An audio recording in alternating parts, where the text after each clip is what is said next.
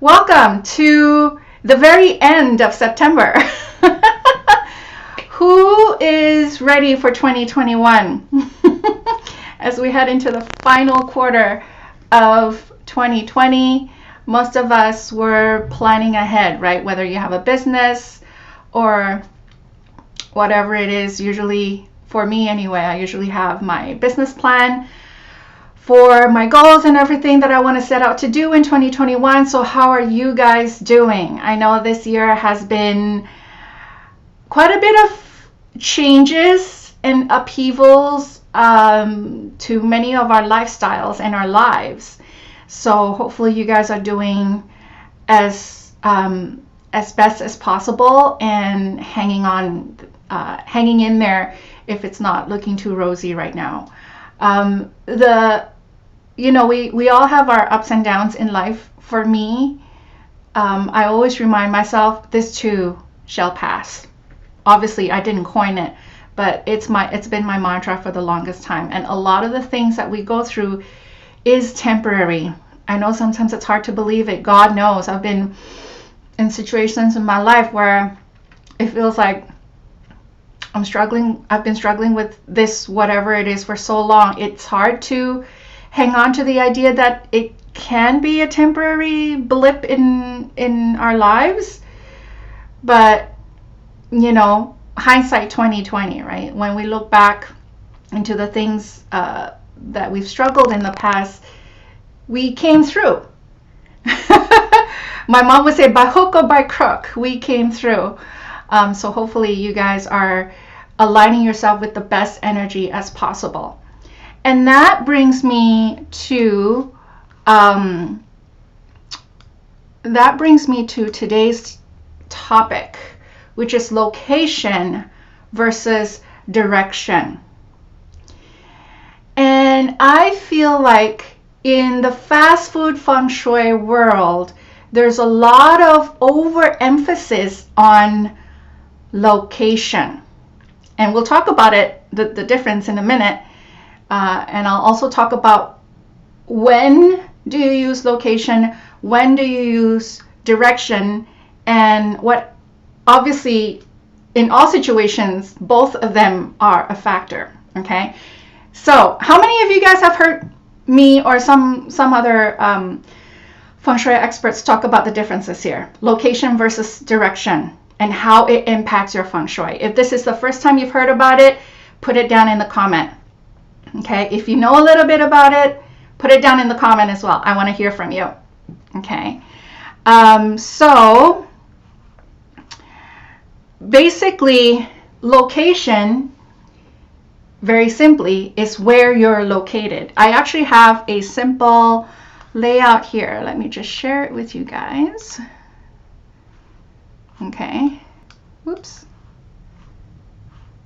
Making sure you're not seeing my stuff at that in here. Okay, so here's a layout. Okay, and let's say this is south. Oops, I really should have done this earlier. Sorry. Okay, so now we're looking at direction. Okay, south, north, northeast, southwest, west, east, southeast, northwest. Okay, now if you were to look at this house, okay, the way we demarcate in my lineage, the lineage of Grandmaster Tan Yang Wu, this house is actually missing the northeast. What is this? This is the bathroom. Okay, I'm just going to do a quick demarcation here. Those of you guys who have taken my annual training, you know how I do my demarcation. For those of you who have not joined me in my annual training, I'm not going to go through how my school does the demarcation here, but this is just very generally how it looks like. Okay, so this is the center, and we have the northwest and the north. You can kind of demarcate it this way, but really not quite. Okay, so if a person is to sit on this couch, based on the demarcated layout of this house, where is this person located? Put it in the comment. What do you think? Where is this guy located?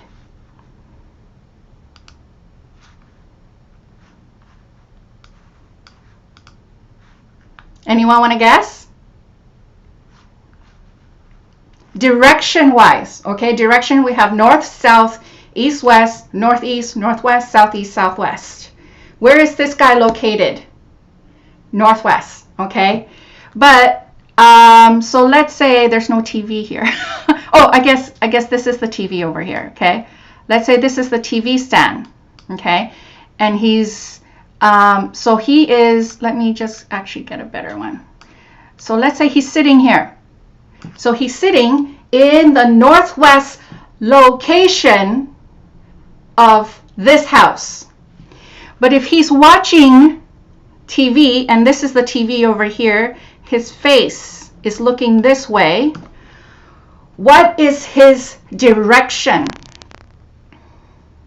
What is his direction while he's watching TV, looking here?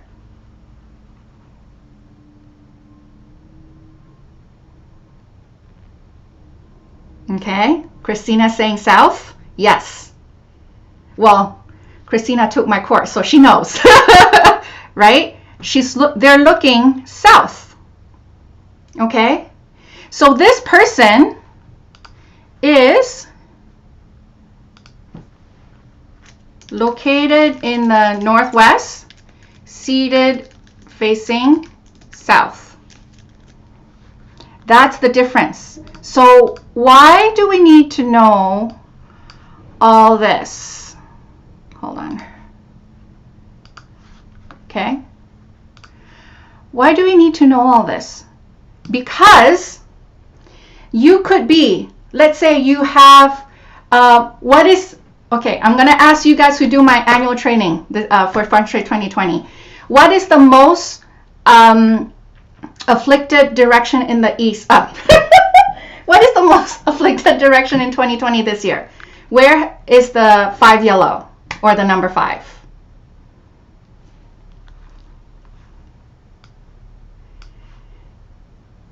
Where is the most afflicted direction in 2020 this year? Which is the number 5, or also called the 5 yellow. It's in the east.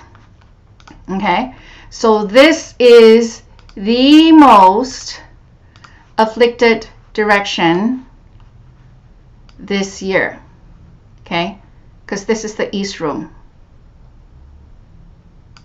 Oh, I just saw that there's a bathroom here. Okay, so this is the east part of the layout. So if you only have one bedroom, okay, if you only have one bedroom and it is the most afflicted, let's say for the year or for the month, what can you do? To help, you want to try to get into an auspicious direction, okay? Because right now this guy, location is bad, right? Right now the location is bad. But let's try to get a good direction. Now we're not looking at the permanent energy right now, okay? We are not looking at permanent energy right now. So I'm just saying that this recommendation here is very generalized, okay? Very generalized. What are the auspicious directions this year in 2020? I want you guys to put it out in the comment there. And we're looking at the number 8, the number 9, and the number 1. Where is 8, 9, and 1?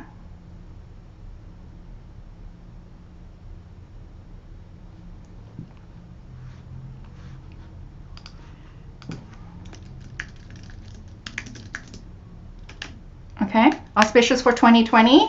The 8, yeah, you guys got it. So 8 is in the northwest, 9 is in the west, and then 1 is in the northeast. Again, we are only looking at annual energy right now. We have yet to look at permanent energy. But if annual energy is all you know, okay, then if then this location being bad, right now, the bed as it is, what is the bed as it currently is right now? What direction is it facing? What direction is that? So this guy is sleeping down. When he wakes up, what direction is he looking at?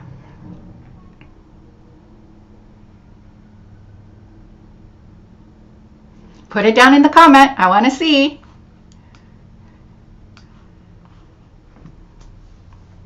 He's looking west. Yes.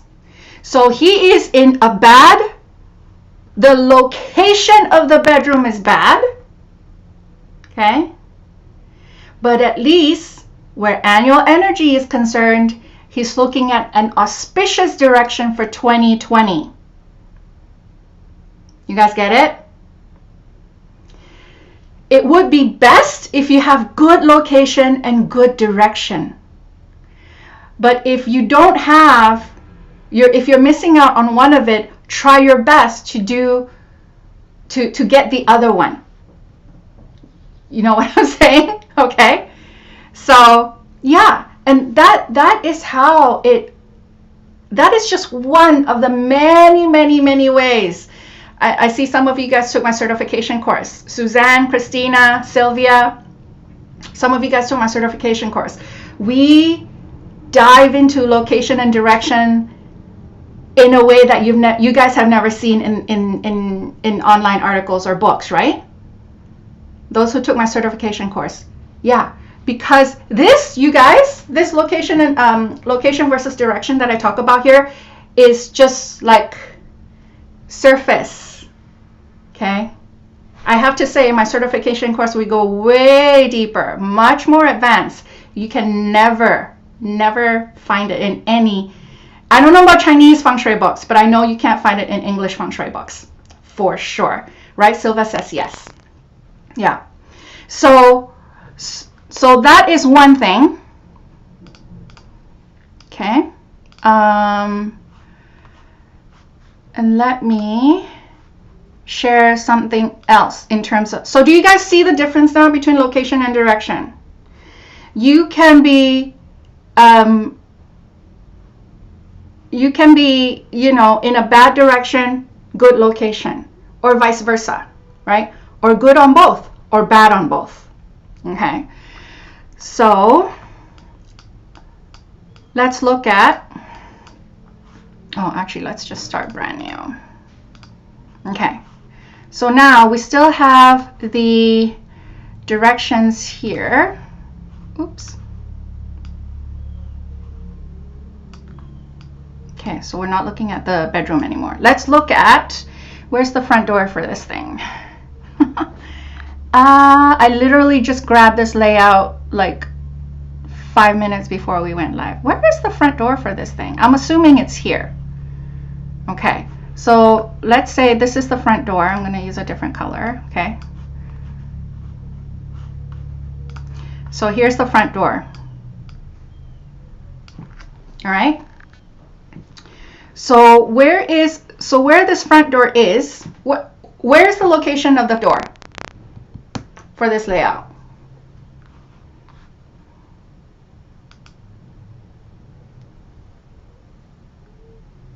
Where's the location of this door?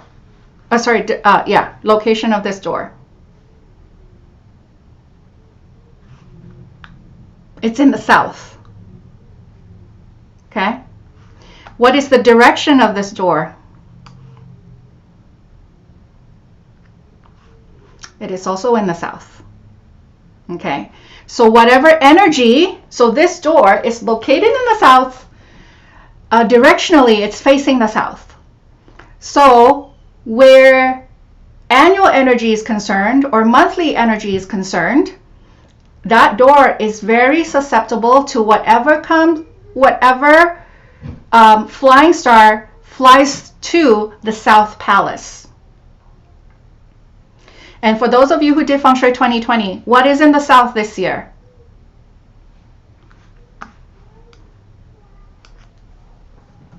What is in the south this year? It's the number 2. It's illness and stress. And this is just a peek into how Flying Star can forecast that people who live here will have a very big challenge in terms of managing their stress and staying healthy.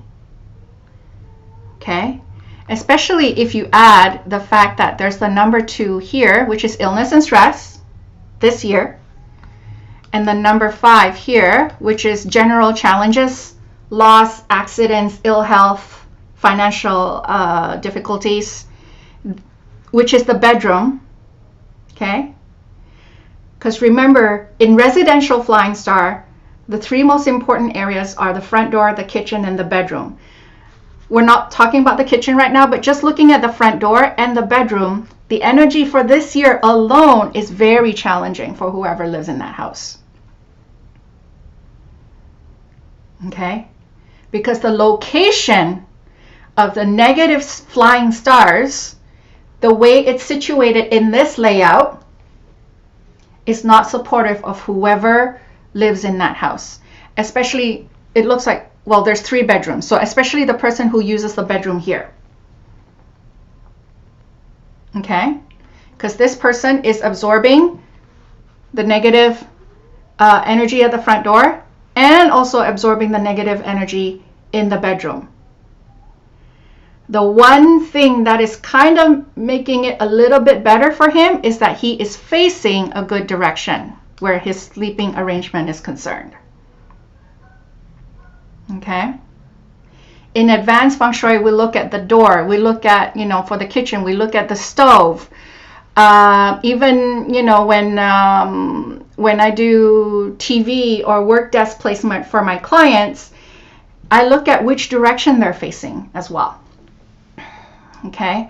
So this is, next question. I'm surprised no one's asked me this. Oh, what about my Kwa number?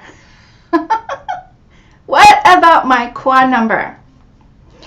If you guys, I'm going to do a quick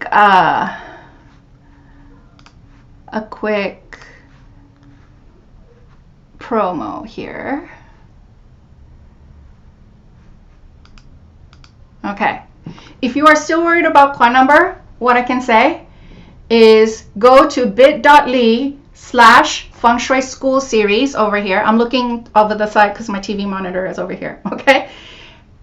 Get my free video series where I talk about the school of Feng Shui that everyone should stop doing, and then a newbie, a newbie school of Feng Shui or method of Feng Shui. That's great for people who are brand new to Feng Shui.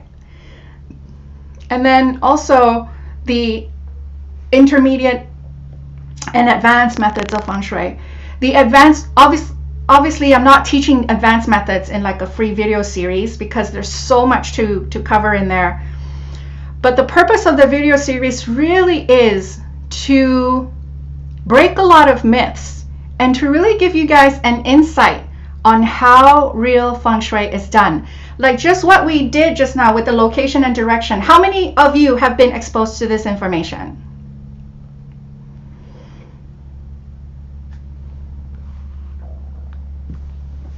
How many of you have heard it presented the way it's been presented here?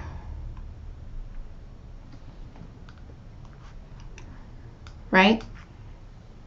Even if some of you do, I'm quite sure that the numbers are very small. Because you guys, a lot of the Feng Shui information out there is diluted, it's bastardized, they take, a few people came to me after they did the, they opted into my free video series.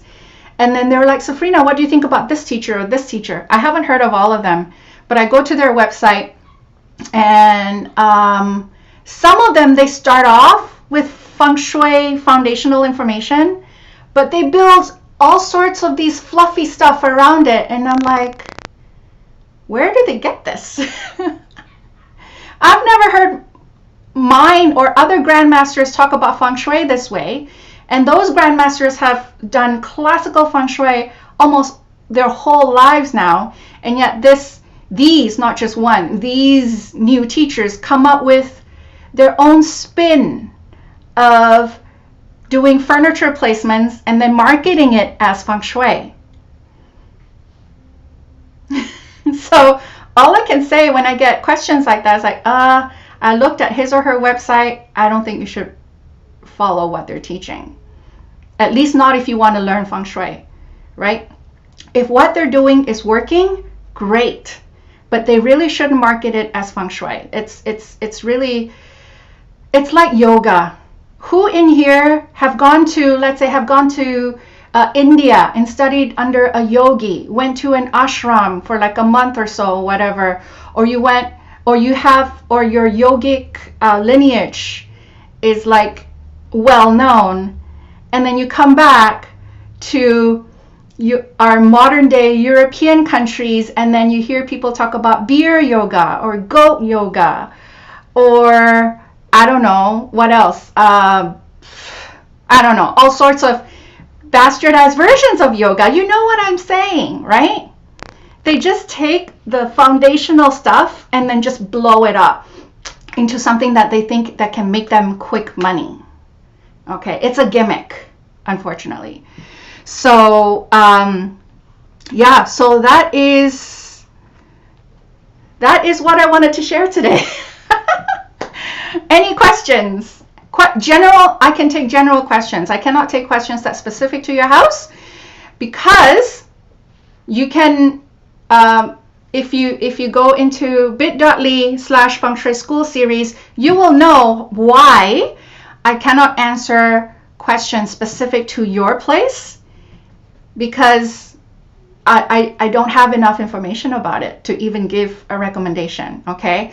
If you want to learn more about how proper feng shui is done, then join me in my video series.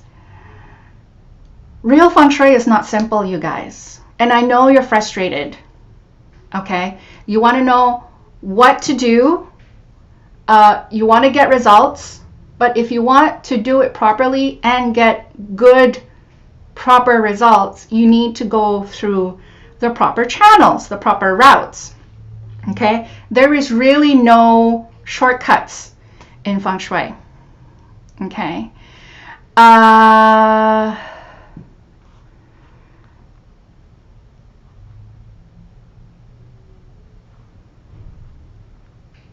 Okay. So basic things to sell a home. This is tricky, but generally, okay, if you've already done, whenever I get a phone call from people who have their house listed, or even real estate agents, either the real estate agents or the owners give me a call, and like, Safrina, the house has been listed for months now. It's not moving. My question is, how's the price? Are you asking too much? Okay, if you're so this is when I was still apprenticing under my master. So this was a big, beautiful house that I think was listed for about 2 million here around Toronto. Okay, Toronto real estate's not cheap, but 2 million is definitely above the the market rate. And so I went with my master and we did the feng shui, and then I bumped into the client and she said, the feng shui still hasn't worked. My house is still not sold. But you know what? When we pulled up to the house, me and my master, when we pulled up to the house, and my first impression was the neighborhood. It wasn't really a nice street. And all the other houses along that street, they're like bungalows. And here, her house stuck out like a sore thumb. Like, those other bungalows maybe went for maybe 600,000. But she's asking, I believe, 2.1 or 2.2 million. Now, if you're plonking $2 million into a house, you want it to be a nice street, right? So in my head, I didn't tell her, but in my head, I was like, I wouldn't want to spend $2 million to live on that street. Not to say 500-600 is crappy. They're cute bungalows, actually. It's just people who want to spend $2 million, they're in a different lifestyle or mindset, right? So if you're trying to sell a house, before you even look at Feng Shui, how's your location? What are you asking? Do you have a good agent? You know, how's the nearby schools? What kind of amenities are nearby? If that is still not enough to move it, then you look at Feng Shui. But Feng Shui cannot override what most owners do, which is ask too much for their house. Okay. But if you tick all the boxes, right? Your real estate agent thinks your price is fair, your location is great, whatever. All the other homes in comparable homes in your area are being snapped up, but not yours. Then you look at Feng Shui. Because guys, Feng Shui is not magic. Don't treat it as such. Feng Shui, classical Feng Shui, is knowing how the energy moves, knowing how to activate the positive and then suppress, minimize the negative. Okay? Which is why I always talk about above and beyond Feng Shui. Once you do the Feng Shui, you have to do the other stuff. Don't rely on Feng Shui alone to get you the results that you seek. You have to work with it, meet it halfway. Okay.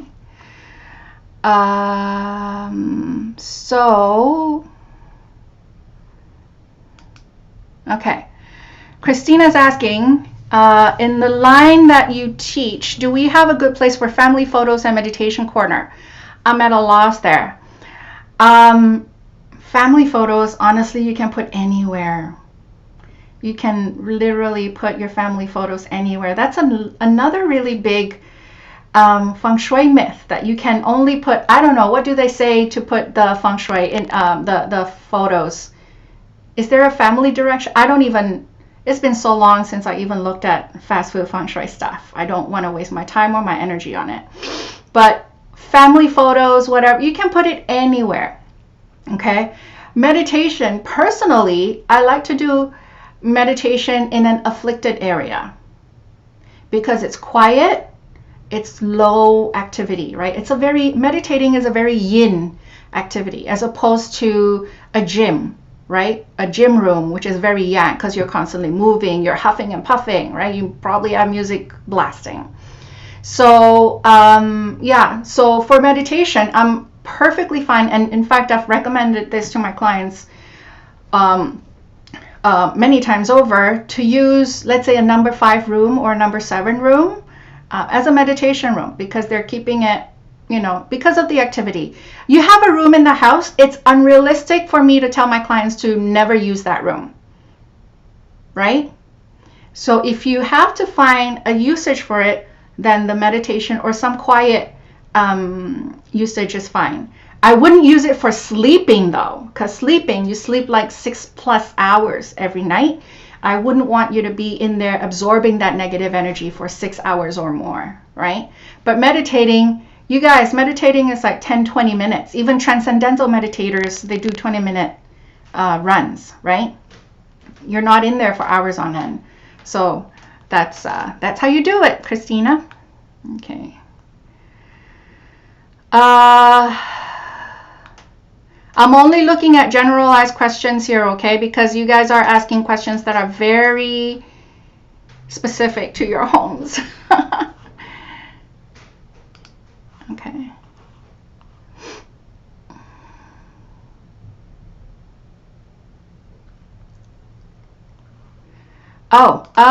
Okay. So Florie's got a good question.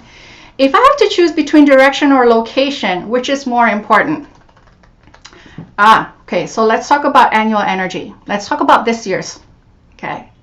Where is the Grand Duke direction, you guys? Those who did my Feng Shui 2020, you should know this. Where is the Grand Duke energy this year?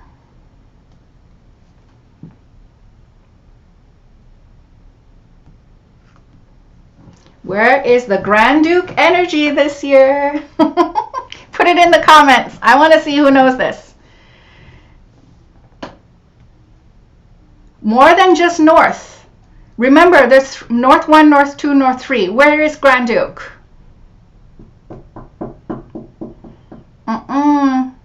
Not north 1, not north. 15 degrees, you guys. Not north 1, Sylvia. North 2. Okay.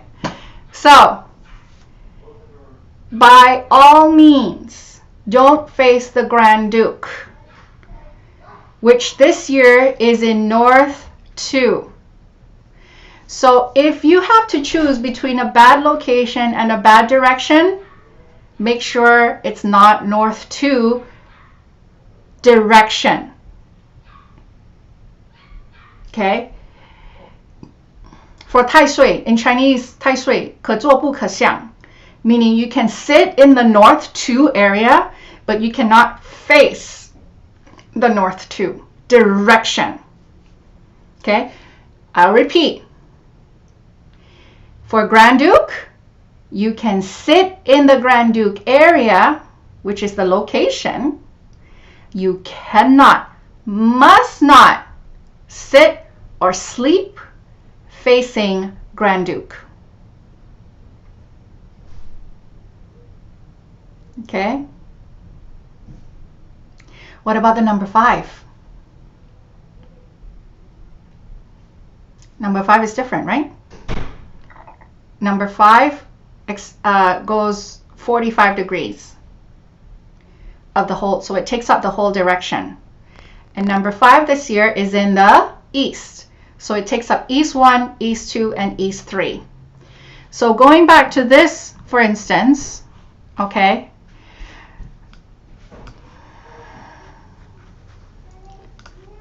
okay, so for instance, this one, I would not have this guy sleeping this way. Okay, hold on. Let's try a different color. I would not have this guy sleeping this way, because then he would, when he wakes up, he's looking what direction? East. Okay?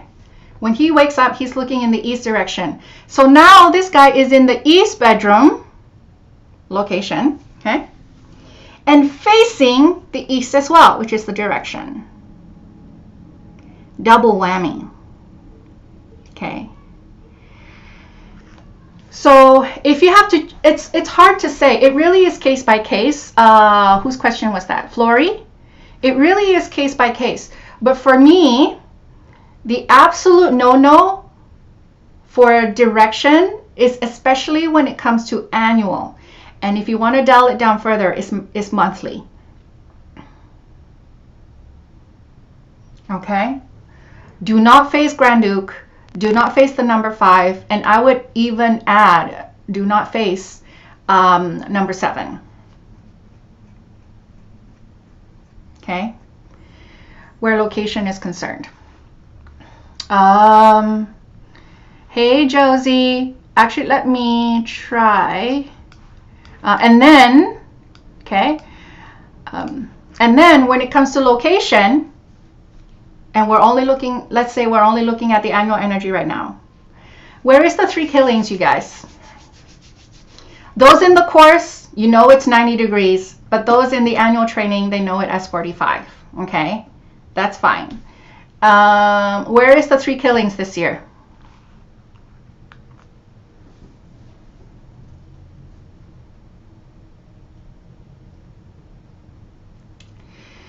The 3 killings is in the south this year. So I would not, and where 3 killings is concerned, 可向不可坐, you can face 3 killings, you should not use the 3 killings area. Okay? So there's no hard and fast rule that location is better than direction. It really is depending on the case, Flory. Okay? Guys, if anything, the unfortunate part about Feng Shui is it is very unique to different situations. Those who took the certification, you guys know, when we go through the textbook, right, I say this is generally how we do it, but there are always exceptions to the rules. There's no blanket or generalized Feng Shui. No way. No way it'll work. Okay? It is very case by case. So that's part of what makes Feng Shui fun for me, because I feel like an energy investigator. I'm investigating all these things. But at the same time, I can understand it's really frustrating for you guys who are not trained in it, because there are always exceptions to the rules. There's no hard and fast rules for anything. Okay. Actually, I had someone asked me, your certification course is 4 days. How much can you teach in 4 days? I've seen certification courses who run for 4 years. Now, I have not seen a course that runs for 4 years, but this is what this person tells me. Even if it's 4 years, you will never be able to see all the potential case studies out there. Okay? Even me, having done Feng Shui for 10 plus years now, there are still situations that I have never seen before that I still have to go to my grandmaster for, right? Or go to my peers for. The 4 days is to give you guys the textbook, give you guys the knowledge, give you guys the SOP, the standard of operation where Feng Shui is concerned. And that is also why we have the Facebook private support group, because I know you're going to need more than the 4 days, but you don't need the 4 years either. Okay, it's more of a marketing ploy. Feng Shui is a lifelong learning. I'm sure 10-20 years from now, someone will build a house that I've never seen before, and it will still stump me. Okay, it's not the quantity of the teaching. I have to say the quality of the teaching is obviously utmost important for me, right? So that's what makes it different. Yeah, Gabriella says it's fascinating and complicated at the same time. So that's the world of Feng Shui, unfortunately. Okay. Isabella is asking a very common question. What is more strong, permanent, annual, or monthly? I think I covered this in the last one, in the last live stream. But the permanent energy has more dramatic and more long-term effect. But it takes a while to build up. Okay? Where negative energy is concerned, this is my observation, where negative permanent energy is concerned, usually the switch turns on by the 3rd year. If a house has bad energy for finances or health or relationships, by the third year, they will see it. Okay? Annual energy moves faster, and the results will be more midterm. Mid-length. Okay, it might affect you for another year after whatever happens. Okay, the monthly energy moves fastest, but the result that come from it is the most temporary, generally. So what I just said about permanent, annual, and monthly is all generally. We still don't know what's happening to the person's astrology. We don't know what's happening in maybe there's a layer of front door and kitchen and bedroom being afflicted all at the same month or all at the same year, right? Maybe that person's got karmic debt and the Feng Shui, the negative Feng Shui is just meeting it, and that combination made it worse than it should. You know, there's so many other factors, but generally, permanent energy is the most, like illness wise, right? If I were to use generally, using illness as a thing, or let's say a relationship. Let's do relationship. We're done with talking about illness, aren't we? Okay. So if, let's say, a permanent energy is bad for relationship, if they've lived there for a while, then you're looking at potentially either affairs or divorces. If, let's say, the energy, the annual energy is bad for relationship, maybe it's just like the couple or even like family relationships struggling that year. Okay. And after that year is done, it'll get better. If it's the monthly, maybe it's just a month of like explosive arguments. And then after that month, the negative monthly energy passes, things kind of calm down again. That's just like a guideline. Okay. So I hope that answers it. Sylvia's got a good question. Is the energy of 5 and 7 as bad as the 3 killings and Grand Duke?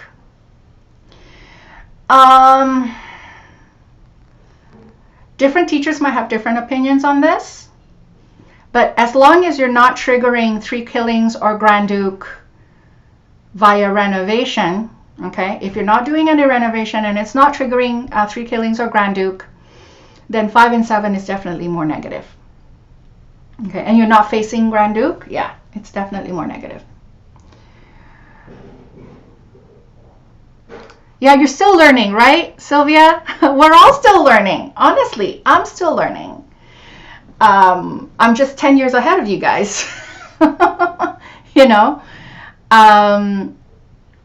So yeah, it is complicated, and that's what makes it unique. And that's also part of the reason why it's hard for me to answer questions that are specifically to your house. You really don't want generalized advice because you could potentially do it wrong. And I don't want to give you advice without seeing the full picture, which can potentially make things worse for you. Right? So yeah, learning more and more every day. All right. Any other questions before we sign off? It is a practice. And that's why it is a lifelong journey as well. And that's why on my certification course, I say you take 4 days to learn something that you can use for the rest of your life. It is a lifelong practice, okay? And commitment to Feng Shui, because I know certain placements, certain usage, certain recommendations are not easy to follow, right? So yeah, the certification course is online, at least for the time being, while the whole world is dealing with the pandemic and international travel is not seen as very safe. So for now it will be online, but there's definitely a chance that the Grandmaster, because the course that I teach is as an affiliate of the Grandmaster School in Asia. And so I follow his directive. So if he says, okay, COVID is good now, people are starting to fly again, stop the online course, go back to in-person, it could totally happen. And if that's his directive, I have to follow. Okay. Yes, Josie's going to be joining. Awesome.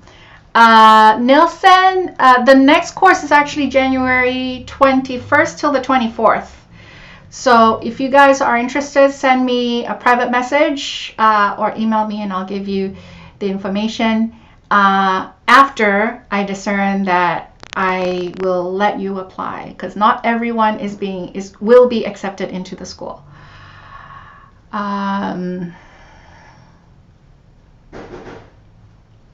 Okay. House flooded. Oh, Suzanne, I am so sorry. That's a lot. That's a lot for you to handle. I am so sorry. Especially your daughter. I know it must be so hard on you right now. Give me, Suzanne, I believe you're a manifesting code, aren't you? I think you're a manifesting code. If you are, Then we're going to do a monthly clearing, group clearing. I'll talk about it more in the Manifesting Code group. But yeah, yes, you are. Okay, perfect. So I will post it in the Manifesting Code Facebook group, and you can put up a request for a group clearing, and I'm gonna give instructions on how everyone can also ask for energetic support and also do energetic clearing for other people as well. As much as we request, we should also give, right? And you know, the MC family would be more than happy to help you, you know, go through this tough time here. All right, so I will leave you guys here, and if there are any additional questions or any other topics you'd like me to cover, let me know. If you haven't opted into my video series, please do so here, bit.ly at Feng Shui School Series. And actually, we are doing the demarcation webinar for Feng Shui 2021. It's happening tonight. So if you have not yet joined us in Feng Shui 2021, do so right now. Our second live training happens tonight at 7 p.m. Eastern Time, where we go over, I'm going to take some of the members' layouts, and we'll go over how to demarcate certain layouts. Those of you who are already registered, you would have gotten an email with the video call link for tonight. It's also on the portal, and I've also put it in the Facebook group. There's 3 different ways, and actually it's in the eventable table as well, calendar I should say. So there's 4 ways for you to get information about tonight's call. But if you can't join us live, then the replay will be uploaded to the portal as well as on the Facebook group. All right, so thank you so much, everyone. Great questions, and I'll talk to you guys soon.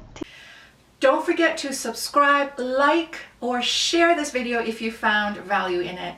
And if you are new in the Feng Shui journey, I would love to invite you to join me in my free Feng Shui Schools video series. I'm going to share with you the one school of Feng Shui that absolutely everyone needs to stop doing, because it really isn't how Feng Shui is meant to be done. And I'll also be talking about different Feng Shui schools or Feng Shui methods that would suit other situations. The link to the video series would be popping up somewhere on the screen or under the video, and I hope to see you on the other side.